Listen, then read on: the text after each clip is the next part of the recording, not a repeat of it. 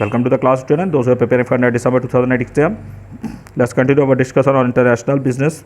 Today's topic for the international business is international trade theories. What are the different international trade theories?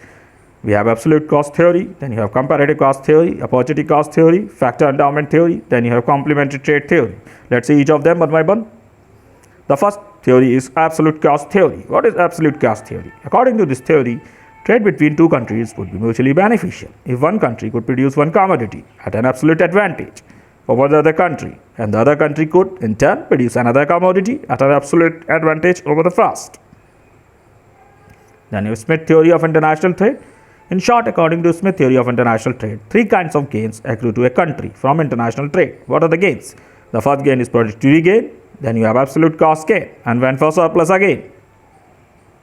Then you have comparative cost theory, one of the most important theory of international trade, can be asked in your coming exam. The comparative cost theory was first systematically formulated by the English economist David Ricardo.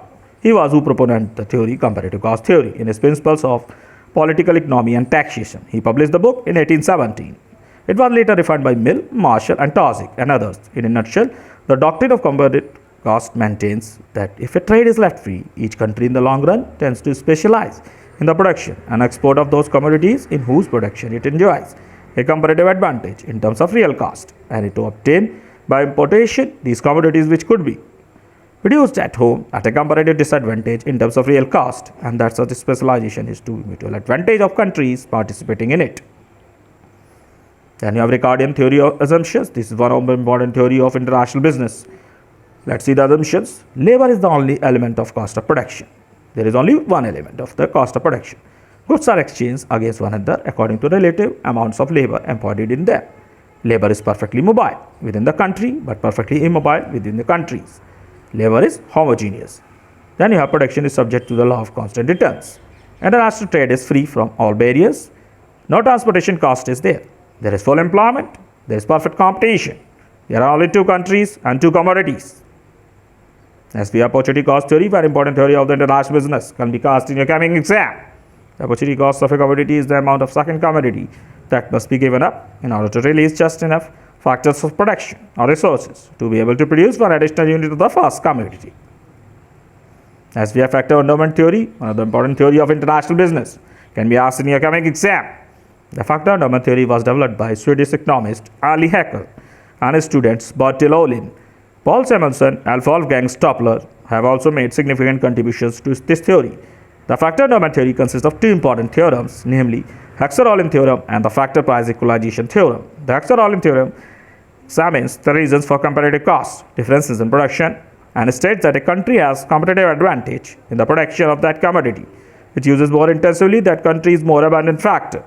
The factor price equalization theorem examines the effect of international trade on factor prices, and states the free international trade equalizes factor prices between the countries, and it will be absolutely, and thus serves as a substitute for international factor mobility. Next, we have Hexer-Ohlin model. This is an important model of international business. It's the two country, two commodity model, very easy to remember by the Hexer and the Ohlin. It's based on a number of explicit and implicit assumptions. The important assumptions of the model are, what are the assumptions? The most important assumptions of Hexer and Ohlin model, very important, can be asked in your coming exam. Both product and factor markets in both countries are characterized by perfect competition. Factors of production are perfectly mobile within each country but immobile between two countries. Factors of production are of identical quality in both countries.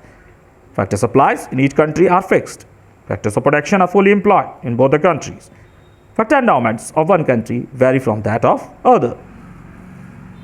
Let's see the further assumptions. There is free trade between the countries. That is, there are no artificial barriers to trade.